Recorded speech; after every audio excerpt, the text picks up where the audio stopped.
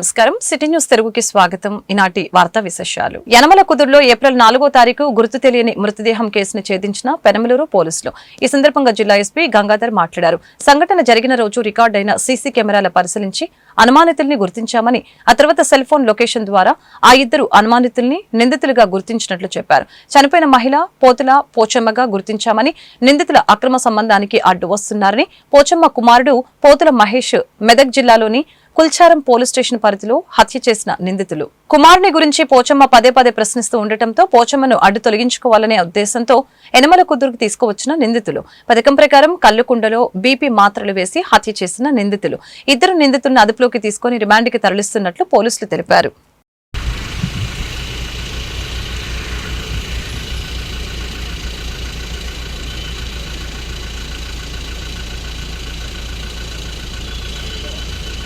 నమస్కారం. ఈ నెల 4వ తేదీన మనకి కృష్ణా నది లోపల ఒక లంకలో ఒక గుర్తు తెలియనటువంటి మహిళ శవం మనకి కనబడింది. సో పైన ఎక్స్టర్నల్ ఇంజరీస్ అవి ఏం లేవు, కానీ ఈ నోటి దగ్గర కొంచెం బ్లడ్ యూజింగ్ అది రావడం, అట్లాగే ముఖం కొంచెం కమిలిపోయినట్టు బ్లాక్ కలర్లో ఉండటం కొంచెం అనుమానం కలిగింది. ఎవరైనా చంపి ఉంటారా అనే అనుమానం. తర్వాత ఆమె ఎవరనేది తెలియదు. చాలా వరకు ప్రయత్నం చేశాము. అన్ని పోలీస్ స్టేషన్స్కి రిపోర్ట్ నోటీసులు ఇచ్చాము.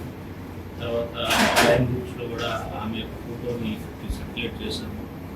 అట్లాగే ఈ చుట్టుపక్కల ప్రాంతాలన్నింటిలో కూడా సోషల్ మీడియాలో వాటికి కూడా పంపించాము.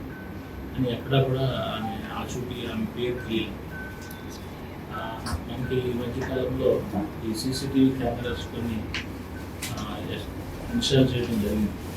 పబ్లిక్ కొంతమంది ఓనర్స్ ఉండడంతో, అలాగే కొంతమంది ఇళ్ళలో కూడా పెట్టినటువంటి కెమెరాస్ని రోడ్డు వైపు తిప్పి పెట్టినని అడగడం అట్లాంటివి కూడా జరిగింది.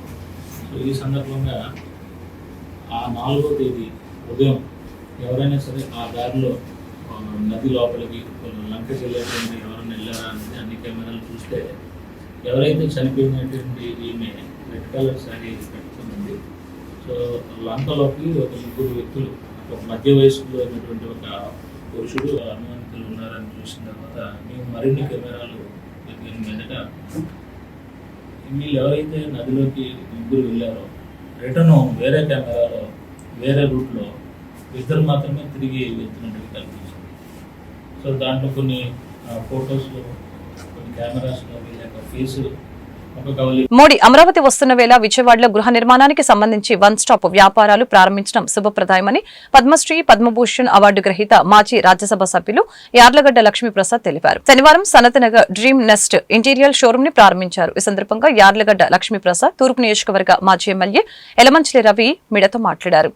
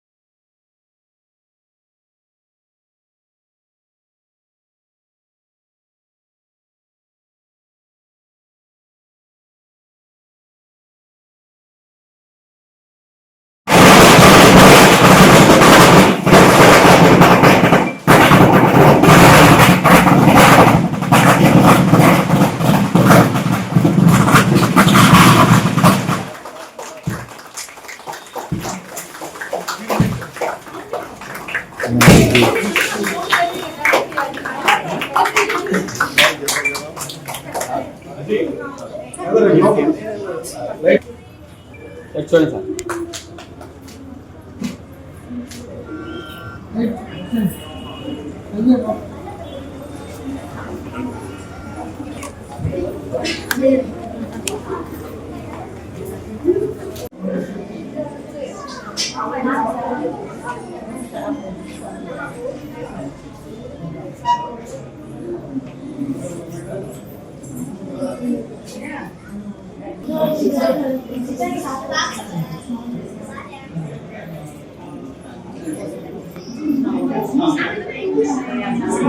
ఈ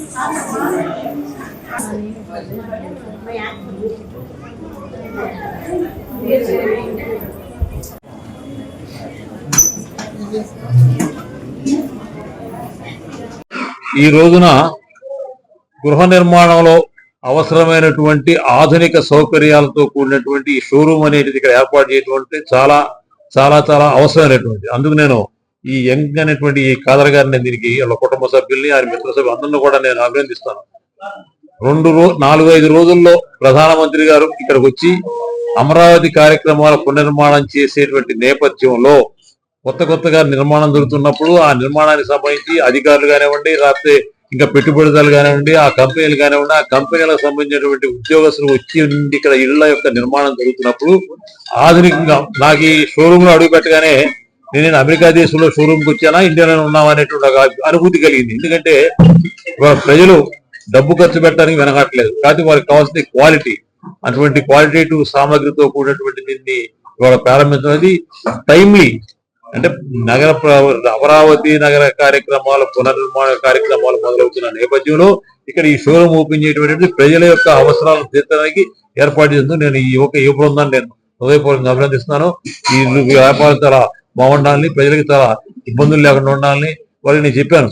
సాధారణంగా ఈ కొత్త అప్లయన్సెస్ అన్ని ఇప్పుడు మనం కనుక ఒక అపార్ట్మెంట్ నిర్మాణం చేస్తున్నప్పుడు కానీ, ఒక ఇల్లు కట్టుకుంటున్నప్పుడు కానీ, మా ఇంట్లో డ్రాయింగ్ రూమ్ ఇలా ఉండాలి. ఈ షోరూమ్ ఓపెనింగ్ సందర్భంగా యువతని దీని మీద చాలా సాహసవంతమైన నిర్ణయం తీసుకున్నారు. ఇక్కడ ఎట్లాగంటే ఓ పక్కన విజయవాడ అభివృద్ధి చెందుతా ఉండగా పక్కన మనకి రాజధాని అభివృద్ధి అక్కడ జరుగుతూ ఉంది.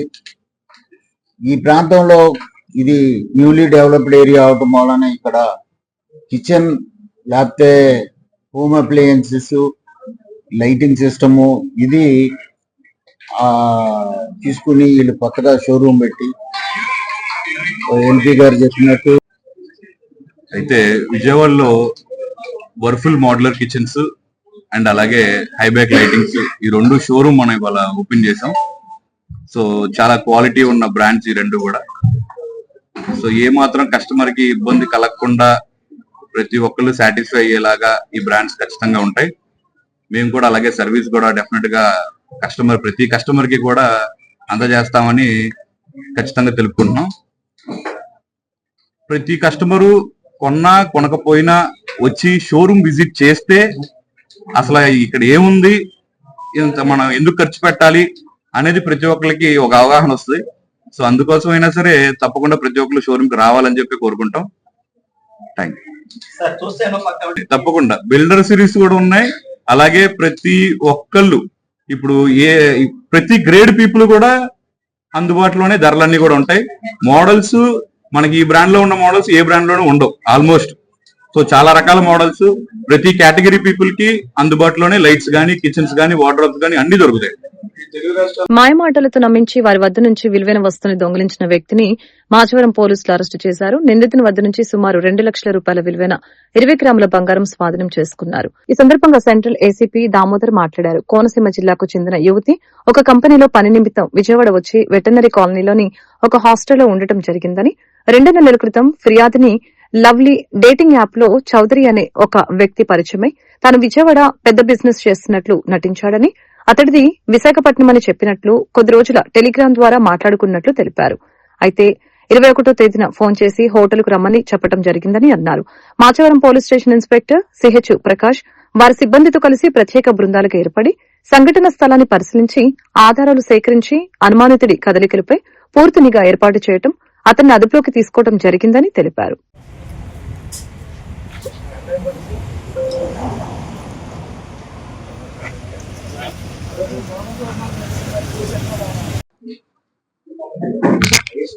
ఓకేమా?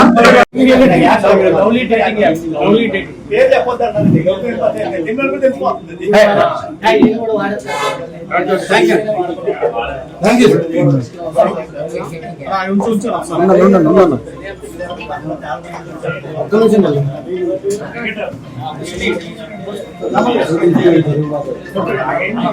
సార్ బయటకు వెళ్తున్నారు, ఎవరైనా ఉంటే ఒకసారి వాళ్ళందరూ ఒకసారి సార్ బయటకు వెళ్తున్నారు, ఒకసారి పెట్టేయండి.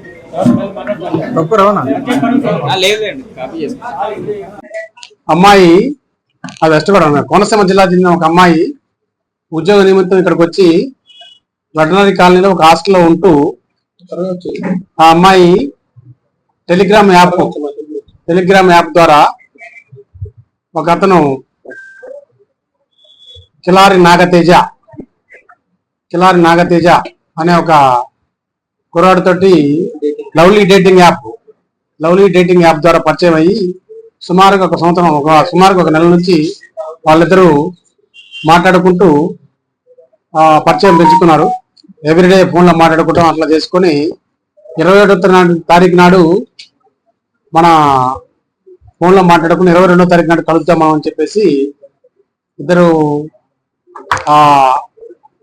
డేటింగ్ లో భాగంగా ఎం హోటల్ మన నా హోటల్ కి ఆపోజిట్ లో రోడ్డు యువతల పక్క హైవేకి యువతల పక్క M5 హోటల్లో రూమ్ నెంబర్ 408 బుక్ చేసుకొని ఈ అమ్మాయిని అక్కడ రమ్మడంతో ఈ అమ్మాయి కూడా అక్కడికి చెప్పిన దాని ప్రకారం వెళ్ళి ఇద్దరు రూమ్ లోకి వెళ్ళి తర్వాత ఆల్మోస్ట్ తెల్లారి ఈవినింగ్ దాకా కూడా సిసి ఫుటేజ్ అన్ని పరిశీలించుకుంటుందో మనకి ఆధారాలు లభ్యమైనవి. ఆ లభ్యం కావడంతో అతన్ని ఈరోజు మనం ముద్దాయిని అరెస్ట్ చేయడం జరిగింది. ఆ ముద్దాయి దగ్గర నుంచి మనం అతని యొక్క కన్ఫెషన్ స్టేట్మెంట్ ప్రకారం అతను చేసిన నేరం అంతా ఏ రకంగా చేసింది చెప్పడం జరిగింది. ఇతను వెస్ట్ గోదావరి మన ప్రకాశం జిల్లా ప్రీవియస్ ఉండేది, ఇప్పుడు బాపట్ల జిల్లా అయింది. బాపట్ల జిల్లాలో సూదివారిపాలెం అనే ఒక గ్రామం ఉంది. అది ఆ గ్రామంలో రైతు వారి కుటుంబంలో వాళ్ళ ఫాదర్ మదర్ ఉండేవాళ్ళు. దాని తర్వాత వాళ్ళు ఎప్పుడో 30-25 years బ్యాక్ హైదరాబాద్ వెళ్ళడం జరిగింది. అక్కడ వీళ్ళ ఫాదర్ మదర్ వర్క్ చేస్తూ ఉండి ఇద్దరు కొడుకులు, వీడు పెద్దోడు, వీడు టిఆర్ఎస్ ఇంజనీరింగ్ కాలేజీలో కూడా తరువుగా చెక్ చేస్తాను. అమౌంట్ ఆధార్ కార్డు రాంగ్ ఇచ్చాడు. తర్వాత వాడు కార్డు కూడా రాంగ్ కార్డు ఇచ్చాడు. ఆ అమ్మాయి ఇక్కడ హాస్టల్లో ఉంటూ జాబ్ చేసుకుంటుంది. కాబట్టి డేరింగ్ వచ్చి కంప్లైంట్ ఇచ్చింది. చాలా మంది ఇక్కడ జరిగి ఉంటుంది. మేము ఇప్పుడు మొన్న కూడా అన్ని హోటల్ చెకింగ్ చేసామండి. ఖచ్చితంగా అతను ఫోటో తీసుకోవాలా, ఇతను ఫోటో కూడా తీసుకోవాలా. ఆ హోటల్ అతను కూడా మేము నోటీస్ ఇవ్వడం జరుగుతుంది. CCTV ఫుటేజ్ ఆధారంగా, సెల్ ఫోన్ ఆధారంగా అన్ని మెయిన్ గా 100% CC ఫుటేజ్. ఈ మధ్య కాలం మా సబ్ డివిజన్ లో, సెంట్రల్ సబ్ డివిజన్ లో 3 కేసులు, ఇది మోటార్ సైకిల్ కేసులు, ఈ కేసు మన మర్డర్ రేప్ కేసు అయింది కదా, పడమట కేసు. ఈ 3 కూడా 200% only because of CC footages, because of CP గారు క్లియర్ గా ఇన్స్ట్రక్షన్ ఇవ్వడం. కృష్ణా జిల్లా గుడివాడ పట్టణంలో ఉదయం ద్విచక్ర వాహనంపై MLA commissioner Simhadri Manohar, municipal అధికారులు, స్థానిక కూటమి నేతలతో కలిసి Indiranagar colony, new Indiranagar colony, Vambay కాలనీలో తిరుగుతూ ప్రజా సమస్యలను అడిగి తెలుసుకున్నారు. త్రాగునీరు, డ్రైనేజీ, రోడ్ల సమస్యల్ని ప్రజలు ఎమ్మెల్యే దృష్టికి తీసుకుని వచ్చారు. వార్డులో రోడ్ల నిర్మాణానికి అనుమతులు వచ్చాయని, అతి త్వరలో నిర్మాణ పనులు ప్రారంభిస్తామని ఈ సందర్భంగా తెలియజేశారు. నియోజకవర్గ వ్యాప్తంగా అనేక ప్రాంతాల్లో రోడ్ల సమస్యలు పరిష్కరించామని, నిత్యం ప్రజల మధ్య ఉంటూ సామాన్యుల సమస్యల్ని పరిష్కారమే లక్ష్యంగా ముందుకు సాగుతున్నట్లు తెలిపారు.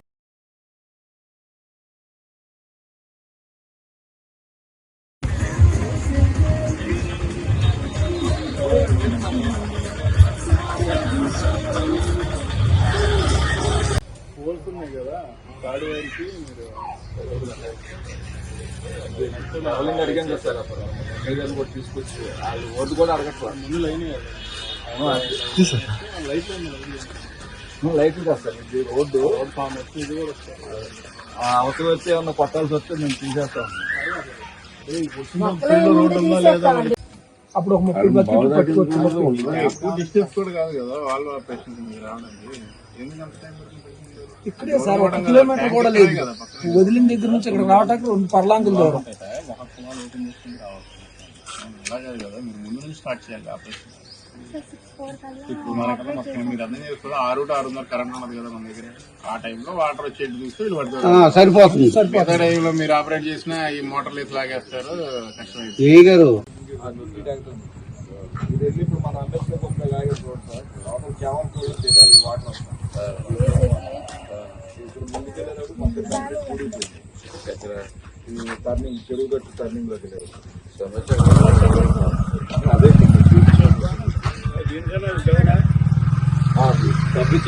న్యాచురల్ ఫ్లో అయితే పాతదైతే అట్టే లేదండి.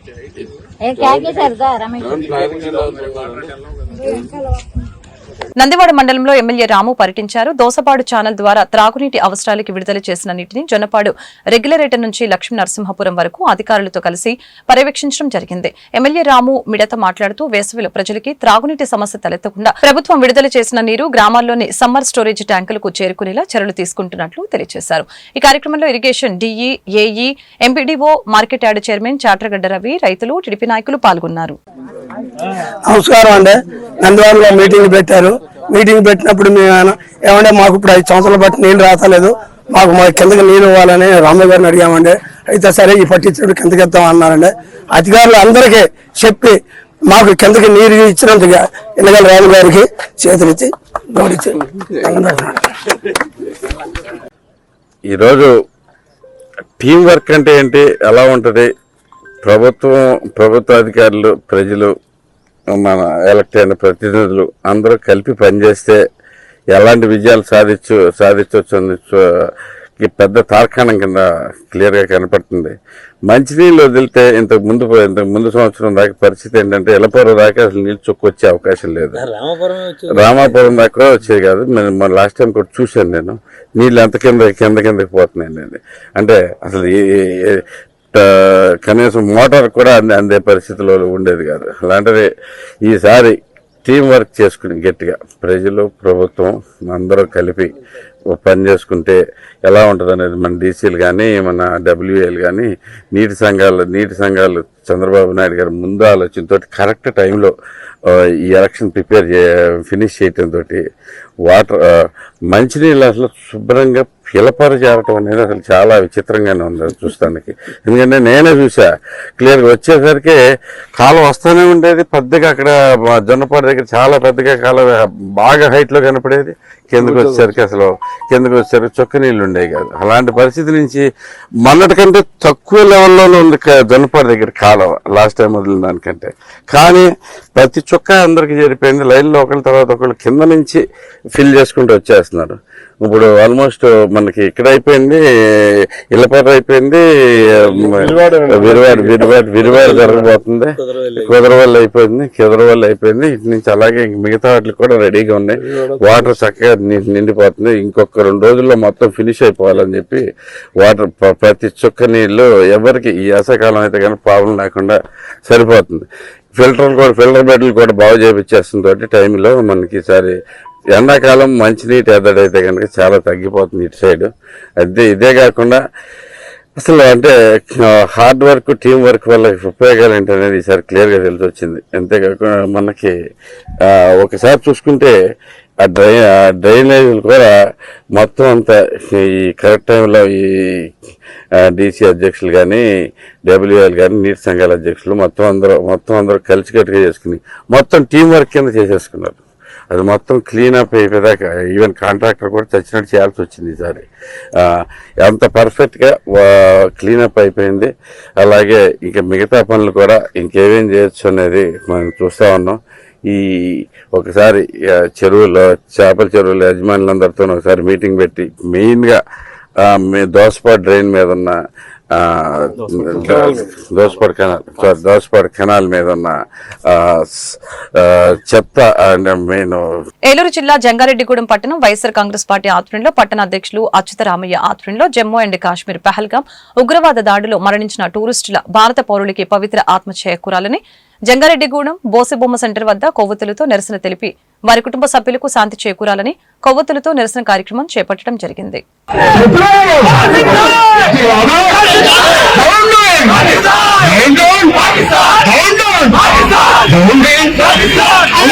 Pakistan!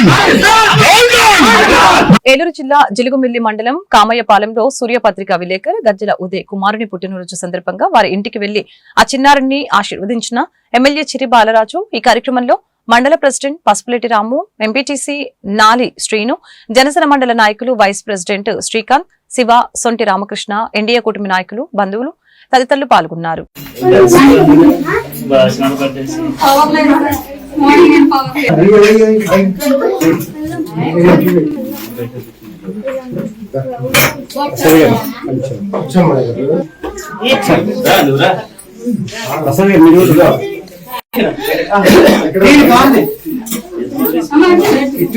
ఇటు ఇదిగో చాక్లెట్ నాని ఒకసారి నుంచోండి ప్రసాద్ గారు, మీరు కూడా నుంచోండి. ఉదయ్ గారు నుంచోండి ఒకసారి అట్లా రండి. ఈ వార్తలు ఇంతతో సమాప్తం. మరొక బులెటిన్ మళ్ళీ కలుద్దాం.